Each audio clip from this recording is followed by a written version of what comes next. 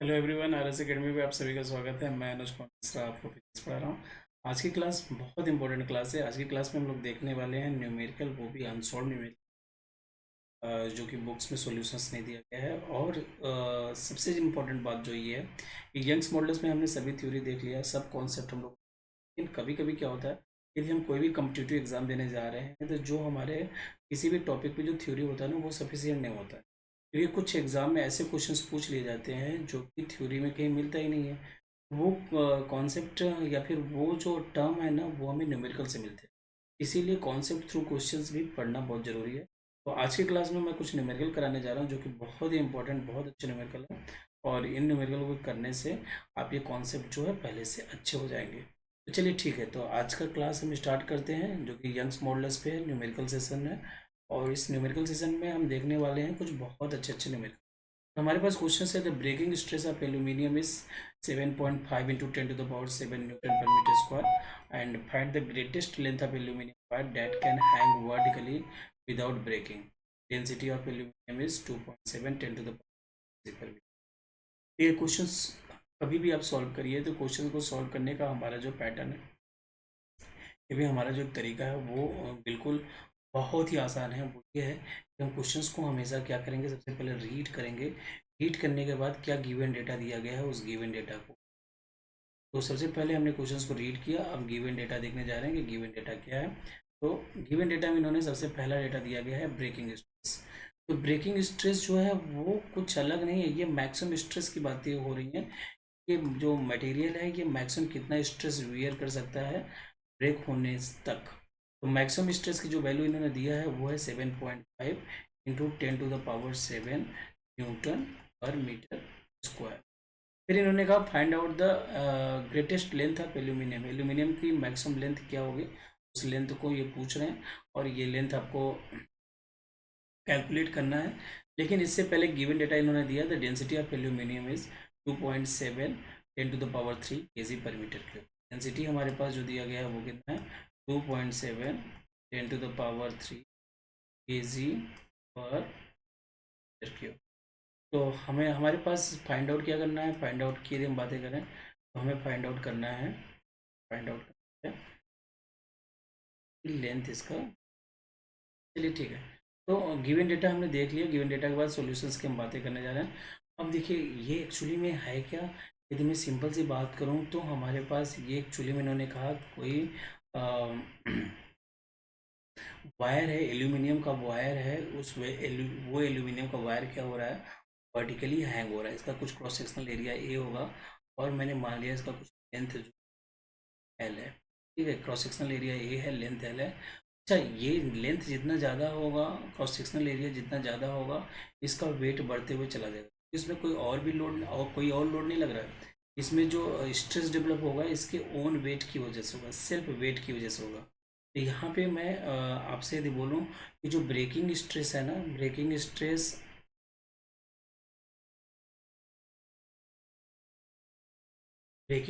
है ना, breaking stress, तो यहाँ पे जो ब्रेकिंग स्ट्रेस होगा ये मैक्सिमम स्ट्रेस है, जो कि वायर के खुद सेल्फ वेट की वजह से, या फिर ब्रेकिंग स्ट्रेस जो है यह मैक्सिमम स्ट्रेस है, मैक्सिमम स्ट्रेस। ठीक है, तो ब्रेकिंग स्ट्रेस नथिंग है, ये मैक्सिमम स्ट्रेस है। और वायर जो है सस्पेंडेड है वर्टिकली, और ये इलोंगेट होने की कोशिश करेगा इसकी वजह से, due to its own weight. इसकी वजह से, due to its own weight, इसके खुद की वेट की वजह से ये चीज़ें हैं। यदि इसका वेट कैसे बढ़ेगा, यदि एरिया बढ़ेगा तो वेट बढ़ेगा, लेंथ बढ़ेगा तो वेट बढ़ेगा। तो यहाँ पे यदि मैं वेट ऑफ वायर की बात करूँ तो वेट ऑफ वायर क्या हो जाएगा, ये देखिएगा, वेट वायर, वायर की वेट की बात करूँ तो वायर का जो वेट है वो है mg के बराबर है। और हम ये भी जानते हैं, we also know that density equal to mass upon volume. तो मास इक्वल टू क्या हो जाएगा, डेंसिटी इंटू वॉल्यूम। अच्छा, एक चीज़ और, यदि मैं वॉल्यूम की बात करूँ तो वॉल्यूम क्या होता है, एरिया इंटू लेंथ। क्योंकि ये सिलेंड्रिकल है, एरिया लेंथ को मल्टीप्लाई कर देंगे तो वॉल्यूम बन जाएगा। तो हमारे पास जो मास आया वो क्या है, एरिया इंटू लेंथ। तो वेट की बात करें तो वेट क्या हो गया, रो ए एल जी। ये क्या हो गया, वेट ऑफ द वायर। क्या हो गया ये हमारे पास, weight of the wire. Wire का जो वेट है वो किसके बराबर है, वायर की यदि वेट की बात करें हम, तो वायर का वेट जो है वो रो ए एल जी के बराबर है। ठीक है, यहाँ पे हमने मास देख लिया था। अब ये जो है यदि इस वायर में हम स्ट्रेस की बातें करें तो स्ट्रेस कैसे निकालेंगे, स्ट्रेस देखिएगा।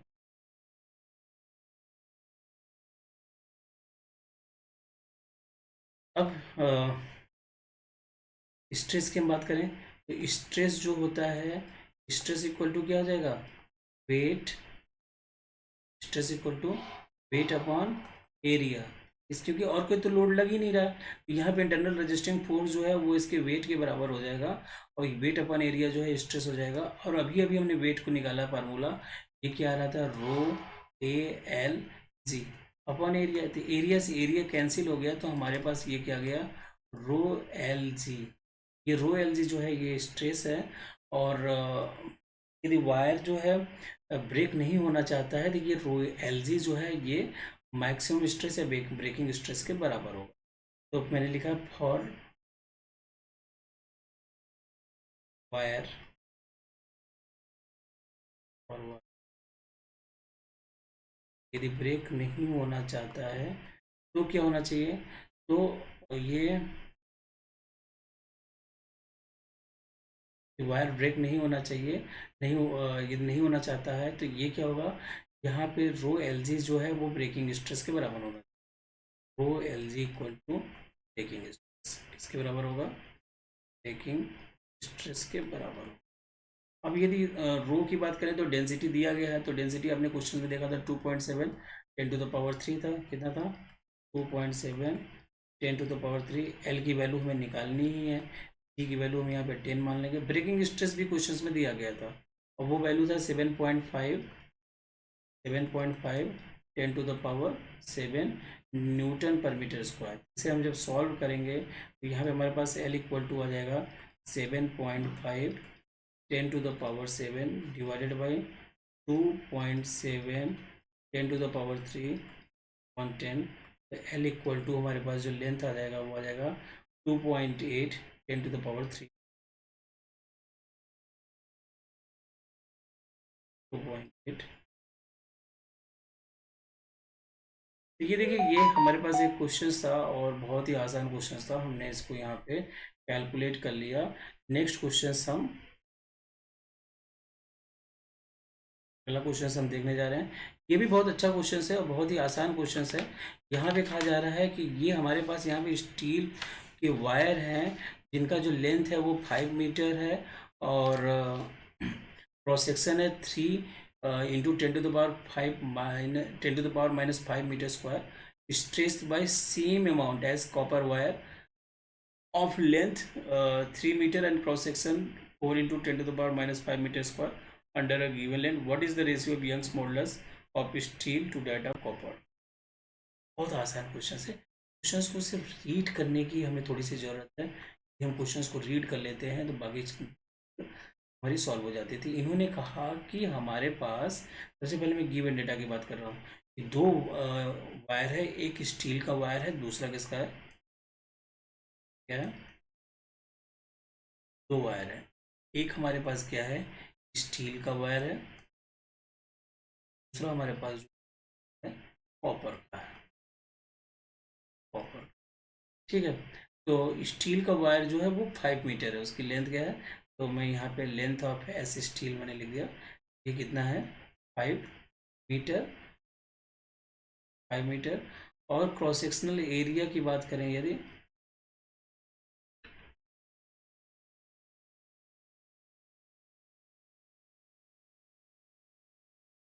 क्रॉस सेक्शनल एरिया की बात करें, किसके, स्टील की बात करें क्रॉस सेक्शनल एरिया, तो स्टील का जो क्रॉस सेक्शनल एरिया दिया गया है वो कितना दिया गया है, 3 × 10⁻⁵ ठीक है। फिर इन्होंने कहा stressed by the same amount as copper wire, मतलब delta L steel equal to delta L copper, same amount से स्टेट किया गया है। फिर इन्होंने कहा as copper wire of length 3 metre, मतलब कॉपर का जो लेंथ है वो कितना दिया गया है, 3 मीटर दिया गया है। और फिर इन्होंने कहा क्रॉस सेक्शनल एरिया, यदि कॉपर का क्रॉस सेक्शनल एरिया की बात करें तो वो कितना दिया गया है, 4 × 10⁻⁵मीटर square under a given load. ये तो दोनों का सेम हो गया, ये तो हमने देख ही लिया कि दोनों का एलोंगेशन सेम हो रहा है, और साथ ही साथ जो लोड है वो भी दोनों पे बराबर लगने वाला। ठीक है, इन्होंने कहा अंडर अ गिवन लोड। फिर ये आपसे पूछ रहे हैं what is the ratio of Young's modulus of steel to that of copper. क्या पूछ रहे हैं, what is the ratio of Young's modulus of steel to the copper. तो ई एस और ई सी का क्या रेशियो होगा, ये आपसे पूछा जा रहा है, क्या किया जा रहा है, पूछा जा रहा है। तो यही हमें बताना है, सिंपल सा क्वेश्चन है। यहाँ पे आप देखिए तो थोड़ा सा कि हमारे पास जो लेंथ है, स्टील का जो लेंथ है वो कितना है, 5 मीटर। स्टील का जो लेंथ है वो क्या है, 5 मीटर। और कॉपर का जो लेंथ है वो कितना है, 3 मीटर। कॉपर का कितना लेंथ है, 3 मीटर। लेकिन लोड दोनों पे क्या है, बराबर लगे हैं। इस पे भी लोड जो है पी है, इस पे भी लोड पी है।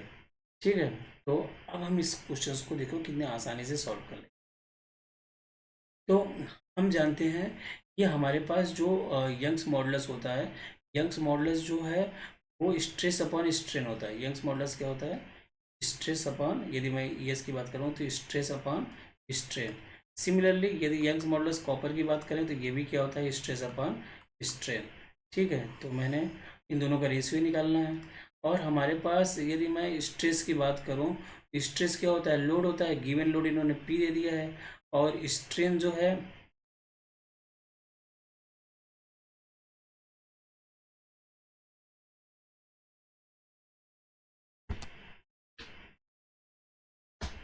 स्ट्रेस जो होता है वो क्या होता है, लोड होता है। लोड जो है पहले से दिया गया है पी, और एरिया क्या हो गया है ए, और इसका स्टील का एरिया पहले से दिया गया है कितना, 3.0 10⁻⁻5।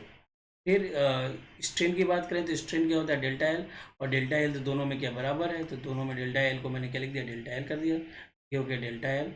और यदि बात करें स्टील का, तो स्टील की जो लेंथ है, ओरिजिनल लेंथ होती है वो कितनी होगी, 5 मीटर। और सिमिलरली यहाँ पर यदि स्ट्रेस की बात करें तो स्ट्रेस क्या हो जाएगा, पी।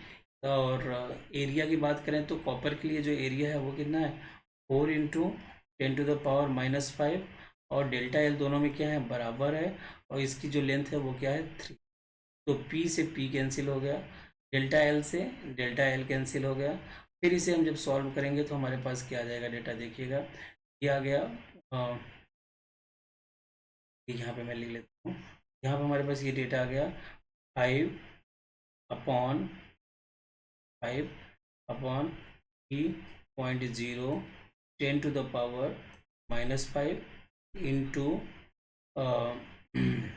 इंटू ये दिए ऊपर जाएंगे तो ये हो जाएगा 4 × 10⁻⁻5/3। तो 10⁻⁻5 से 10⁻⁻5 कैंसिल हो गया, ये हो गया 20/9। कितना हो गया, 20/9। और 20/9 के यदि आप सॉल्व करेंगे ये आ जाएगा 2.22। देखिए बिल्कुल सिंपल सा क्वेश्चन था। अब हमसे ये पूछा गया था ये रेशियो कितना होगा, तो ये आ गया 2.2। तो कहने का मतलब ये है कि क्वेश्चंस जितने भी पूछे जाएंगे ना, सब बिल्कुल आसान होते हैं। सिर्फ यदि दिक्कत है तो बेसिक कॉन्सेप्ट हमें अच्छे से नहीं पता। बेसिक कॉन्सेप्ट पता हो तो 2 लाइन में क्वेश्चंस को आप फिनिश कर सकते हो, और बेसिक कॉन्सेप्ट नहीं पता है तो नंबर सॉल्यूशंस नहीं आता। इस क्वेश्चंस को और भी लेंदी में कर सकता था, लेकिन यहाँ पे मैंने बिल्कुल मिनिमम पॉइंट्स में इसको यहाँ कंप्लीट कर लिया। ठीक है, नेक्स्ट क्वेश्चन हमारे पास है स्ट्रेस। देखिएगा, a stress of 1 kg per mm² is applied to a wire which Young's modulus is 10⁻11 Newton per meter square. Find the percentage increase in length. बहुत अच्छा क्वेश्चन है। यूनिट का सिर्फ इसमें इम्पोर्टेंस है, यदि यूनिट आपको अच्छे से आता है तो फिर आपको कहीं भी दिक्कत। उन्होंने कहा स्ट्रेस जो है वो कितना है, 1 kg पर एम स्क्वायर। फिर इन्होंने कहा यंग्स मॉडुलस, यंग्स मॉडुलस को वाई से डिनोट कर लीजिए या फिर ई से, लास्ट क्वेश्चन में मैंने ई से डिनोट कर लिया था, आप वाई से डिनोट कर लो। ये कितना है 10⁻11 न्यूटन पर एम स्क्वायर। यहाँ पे आपसे क्या पूछा जा रहा है, फाइंड आउट करने के लिए आपसे पूछ रहे हैं क्या, ये कह रहे हैं find out percentage increase in length. Percentage increase in length मतलब समझ रहे हैं, ये पूछ रहे हैं delta L upon L into 100 की वैल्यू क्या होगी। क्या पूछ रहे हैं ये आपसे, delta L upon L into 100 की वैल्यू क्या होगी, ये बातें पूछी जा रही हैं। तो अब यहाँ पे हम देखेंगे कि इस क्वेश्चंस में, तो क्वेश्चंस देखिएगा। तो हम सभी लोग जानते हैं कि यंग्स मॉडुलस इक्वल टू क्या होता है, stress upon strain. Young's modulus equal to क्या होता है, स्ट्रेस अपॉन स्ट्रेन। और स्ट्रेस क्या होता है, स्ट्रेस की वैल्यू पहले से इन्होंने दे रखी है, बस यहाँ पे इतना चेंज करना है, ये न्यूटन में है, ये केजी में है। तो न्यूटन में कन्वर्ट करने के लिए ये क्या हो जाएगा 9.8 न्यूटन, क्योंकि 1 केजी इक्वल टू जो होता है 9.8 न्यूटन होता है, 9.8 न्यूटन पर एम स्क्वायर। बस इतना सा कन्वर्जन करना है, ये हो गया 9.8 न्यूटन पर एम स्क्वायर। और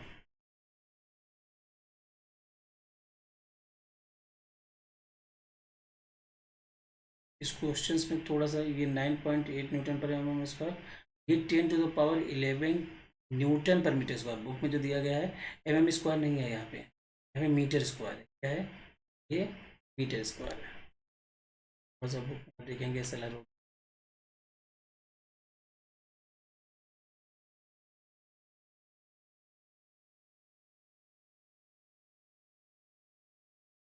मीटर स्क्वायर।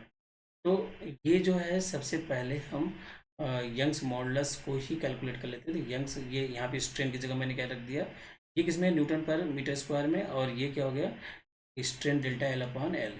यंग्स मॉडुलस की बात करें तो ये क्या हो गया 10⁻11 न्यूटन, लेकिन यदि मैं इसे एम में कन्वर्ट करना चाहता हूँ तो 10⁻3 mm का square is equal to 9.8 delta L upon L. इसे और सिंप्लीफाई करेंगे तो 10⁻11 न्यूटन अपॉन 10⁻6, और ये क्या हो गया एम स्क्वायर, उधर भी वही सेम यूनिट न्यूटन, ये किस में था न्यूटन पर एम स्क्वायर में था, इधर भी न्यूटन पर एम स्क्वायर में हो गया। ये 9.8, ये क्या हो गया डेल्टा एल अपॉन एल। तो यदि आप इसे कैंसिल करेंगे तो यहाँ पे 5 बचेगा, तो हमारे पास डेल्टा एल अपॉन एल की जो वैल्यू आ जाएगी वो कितनी आ जाएगी, वो आ गया 9.8 इंटू 10⁻−5। जब इधर चला जाएगा -5 में आ जाएगा। तो डेल्टा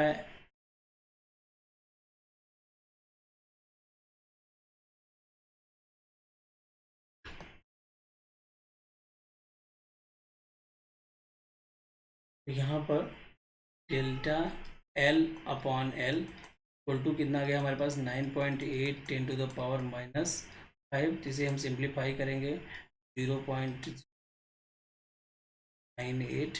तो delta L upon L into 100 इसमें ये कितना हो जाए, इधर भी 100 से मल्टीप्लाई करना होगा, ये क्या होगा 0.0098%। ये क्या हो गया परसेंटेज चेंज इन लेंथ। यही क्वेश्चन से पूछा जा रहा था, बहुत ही आसान था और ये आपने आसानी से कैलकुलेट, ठीक है, तो बहुत ही आसान था। नेक्स्ट क्वेश्चन हमारे पास है, two exactly similar wire of steel and copper are stressed by equal forces if the total elongation is 1 centimetre and how much is each wire elongations. ये बहुत अच्छा क्वेश्चन है, क्वेश्चंस का जो ये अनसॉल्व है ना, इनका लेवल बहुत अच्छा है, तो ये हमें ध्यान देना है थोड़ा। इन्होंने कहा two exactly similar wire of steel and copper, एक स्टील और कॉपर के दो एग्जैक्टली सिमिलर हैं, दोनों सिमिलर हैं। और सिमिलर का मतलब है कि यहाँ पे यदि क्वेश्चंस में इसमें देखें, two exactly similar wire of steel and copper are stressed by equal forces. सबसे पहले तो यहाँ पे जो पी स्टील है और पी कॉपर है दोनों बराबर हैं। टोटल इलोंगेशंस की बात करें और एग्जैक्टली सिमिलर का मतलब है कि इनका लेंथ भी कॉपर और स्टील का भी लेंथ बराबर है, एरिया स्टील का और कॉपर का भी बराबर है, बिल्कुल सिमिलर है। और इन्होंने क्या किया, इक्वल फोर्स भी लग रहा है, तो टोटल इलोंगेशन जो आ रहा है ना, डेल्टा एल टोटल, एल जो टोटल आ रहा है वो कितना आ रहा है, वो आ रहा है 1 सेंटीमीटर। तो इन्होंने कहा find how much is each wire elongations. इस क्वेश्चन में थोड़ा सा कुछ डेटा मैंने नहीं टाइप कर पाया था, तो उसमें यंग्स मॉडुलस है। यंग्स मॉडुलस ऑफ स्टील की जो वैल्यू है वो है 20 × 10⁻11 टाइम पर सेंटीमीटर स्क्वायर। आप बुक में देखेंगे तो वहाँ पे ये वैल्यू दिया गया है। और यंग्स मॉडुलस आप कॉपर की बात करें तो कॉपर की जो वैल्यू है वो है 12 × 10⁻11 टाइम पर सेंटीमीटर स्क्वायर, टाइम पर सेंटीमीटर। ये दो चीज़ें दी गई। तो यहाँ पे आपको देखिए ये तो सिमिलर इन्होंने क्वेश्चंस में कह दिया था, तो इतनी बातें तो हैं। तो डेल्टा एल टोटल की यदि मैं बात करूँ, डेल्टा एल जो कि टोटल इलोंगेशन हो रहा है, ये इसका किसका होगा, ये होगा डेल्टा एल ऑफ स्टील, और क्या होगा delta L of copper, delta L of steel और डेल्टा एल ऑफ कॉपर। अच्छा एक चीज़ और, यदि मैं स्ट्रेस की बात करूँ तो स्ट्रेस होता क्या है, स्ट्रेस होता है internal resisting force per unit area, जो कि लोड के बराबर होता है, लोड अपन एरिया। यदि लोड सेम है, एरिया सेम है, तो स्ट्रेस भी सेम होगा। तो मैंने कहा स्ट्रेस ऑफ स्टील जो है वो जस्ट इक्वल किसके होगा, स्ट्रेस ऑफ कॉपर। तो स्ट्रेस स्टील की बात करें तो हम एक चीज़ और, हम ये रिलेशंस और जानते हैं, और हम ये जानते हैं, ये तो हमारे पास पहला टर्म हो गया। दूसरा हम जानते हैं कि यंग्स मॉडुलस इक्वल टू क्या होता है, stress upon strain. Young's modulus equal to क्या होता है, ये तो हमने यहाँ पे टर्म देख ही लिया। ये यदि हमारे पास सेम लोड लग रहा है, सेम लेंथ लग रहा है, सेम एरिया लग रहा है, तो स्ट्रेस भी दोनों में क्या हो जाएंगे, स्टील और कॉपर में सेम होंगे। और यदि मैं यंग्स मॉडुलस की बात करूँ तो ये स्ट्रेस अपॉन स्ट्रेन हो गया। तो यहाँ से स्ट्रेस इक्वल टू क्या हो जाएगा, स्ट्रेस इक्वल टू हो जाएगा यंग्स मॉडुलस इंटू स्ट्रेन, हो जाएगा यंग्स मॉडुलस इंटू स्ट्रेन। तो इसे आप कैलकुलेट कर लीजिए, आपके पास क्या कहते हैं वैल्यू आ जाएगा। तो ये बहुत तरीका है, ये ऐसे कर सकते हैं। तो नेक्स्ट पेज पे देखिए, मैंने कहा stress of steel is equal to stress of copper. और अभी अभी आपने देखा कि यंग्स मॉडुलस इक्वल टू क्या है, स्ट्रेस अपॉन स्ट्रेन, और स्ट्रेस इक्वल टू क्या हो गया, यंग्स मॉडुलस इनटू स्ट्रेन, और स्ट्रेन होता क्या है, change in length upon original length. ठीक है, ये वैल्यू हमें यहाँ पे पुट कर देना है। तो ये मैं ई से डिनोट कर रहा हूँ, और कहीं वाई से, तो ये आप थोड़ा सा मैनेज कर लेंगे, क्योंकि मैं मैक्सिमम ई से डिनोट करता हूँ, बुक में आपके वाई से दिया गया है। तो यहाँ से मैं इसे ई जो है वही कैपिटल।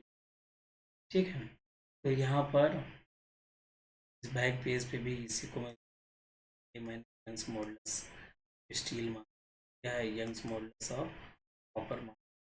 ठीक है, थोड़ी सी एजम्पशंस हैं, सिंबल तो कुछ भी ले सकते हैं। तो ठीक है, यहाँ तक हम आ चुके हैं। ये अब हम देखिए, अब ये क्या हो गया, Young's modulus of steel, Young's modulus of steel into delta L of steel, length of steel, equal to Young's modulus of copper, delta L of copper upon length of copper. लेकिन एक चीज़ और है कि लेंथ दोनों का क्या है, same है।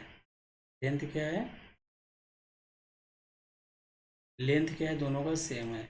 ये क्या हो गया, कैंसिल हो गया। यहाँ पे हमारे पास क्या आ गया, Young's modulus of steel, Young's modulus of copper equal to, या फिर यहाँ पे delta L equal to delta L of copper. अब स्टील की वैल्यू कितनी है, स्टील की वैल्यू यदि आप देखेंगे तो स्टील की वैल्यू दी गई है 20 × 10⁻11, 20 × 10⁻11, और इसका कितना दिखा है 12 × 10⁻11 to delta L S equal to delta LCU। तो ये आपस में कट गए। जब इसे आप सॉल्व करेंगे तो यहाँ पे आप आ जाएगा हमारे पास अ, अ, इसे सॉल्व करेंगे, ये डेल्टा LCU इक्वल टू, ये हमारे पास आ जाएगा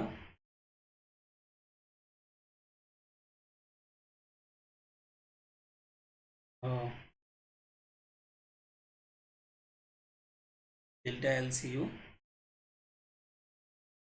या फिर डेल्टा LS कर देते हैं। ये हमारे पास आ जाएगा, इसको इधर 12/20 कर देंगे तो आसान रहे। 0 पॉइंट आराम से आ जाएगा 0.6। ये कितना आ गया, डेल्टा LS की हम बात कर रहे हैं। ये हो गया 0.6, वो 1.2 हो जाएगा 0.6 डेल्टा LCU।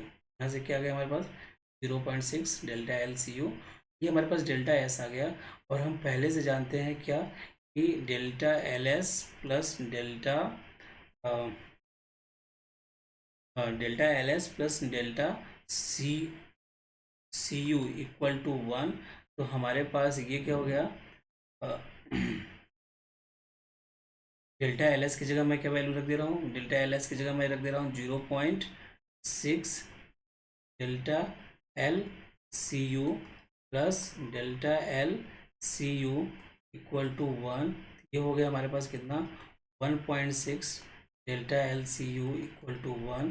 तो डेल्टा LCU हमारे पास यहाँ पे जो वैल्यू आ गई ना, वो आ जाएगी, कैलकुलेट करेंगे तो 0.625, कितना आ गया 0.625 सेंटीमीटर। और हम पहले से जानते हैं, पहले से क्या हम जानते हैं, पहले से हमें मालूम है कि टोटल इलोंगेशंस 1 है। टोटल इलोंगेशंस क्या है, इंटू डेल्टा L टोटल है, delta L total equal to delta L steel plus delta LCU। और ये कितना है 1 है। और डेल्टा LS हमें निकालना हो तो यहाँ पे मैंने क्या रख दिया 0.625 इक्वल टू 1। यहाँ से हम कर सकते हैं delta L steel equal to हो जाएगा 0.375 सेंटीमीटर। तो यहाँ पे अब देखिए कि बहुत ही आसान है, कैलकुलेशंस तो हम कर ही लेते हैं। मेन ये बात है, यदि हमारा पूरा का पूरा जब वायर है वो क्या है, सिमिलर वायर है, क्या है यहाँ कॉन्सेप्ट यहाँ पे है, फिर ये क्या है, ये इन्होंने कहा दिया सिमिलर वायर है, सिमिलर वायर और साथ ही साथ अंडर या फिर stresses by equal forces. Similar wire की वजह से मतलब उसका लेंथ सेम है, उसका एरिया सेम है, ये सब बातें सेम हो गई। तो फिर यदि हम स्ट्रेस की बातें करें तो स्ट्रेस क्या होता है, load upon area, internal resisting force upon area. और ये तो लोड और एरिया भी डिपेंड कर रहा था, एरिया भी सेम है लोड भी सेम है, तो दोनों में स्ट्रेस भी क्या होगा, सेम होगा। बाकी आगे की बातें जो हैं वो आपको मालूम ही है कि हम यंग्स मॉडुलस जानते हैं कि यंग्स मॉडुलस को मैं ई से डिनोट कर रहा हूँ, आप बुक में वाई से डिनोट कर रहे हैं। चीज़ों को ऐसा मैनेज कर लेंगे। ये दोनों बराबर कर लिए, इसके बाद हमने कैलकुलेशंस कर लिया, कैलकुलेशंस करने के बाद फाइनली हमारे पास यहाँ पर डेल्टा LS आ गया। और ये हमारे पास क्या आ गया, डेल्टा CU, मतलब इलोंगेशंस ऑफ स्टील और इलोंगेशंस ऑफ। तो बहुत ही ज़्यादा आसान क्वेश्चन था। ठीक है, नेक्स्ट हमारे पास क्वेश्चन ये है, क्वेश्चन नंबर 5। ये आपके लिए प्रैक्टिस प्रॉब्लम, क्या है प्रैक्टिस प्रॉब्लम। और ये प्रैक्टिस प्रॉब्लम आप करके मुझे सेंड करेंगे। और जो क्लास में डेली आ रहे हैं और क्लास कर रहे हैं अच्छी बात है। बाकी जो कुछ ऐसे स्टूडेंट हो जो यूट्यूब से पढ़ रहे हैं तो कोई दिक्कत नहीं है, अभी यदि आप प्रैक्टिस प्रॉब्लम मुझे व्हाट्सअप करेंगे सेम डिटेल्स पे तो मैं आपको रिप्लाई, ठीक है। और ये बाकी डिटेल्स आपको स्क्रीन पे दिख रहा है, देखने के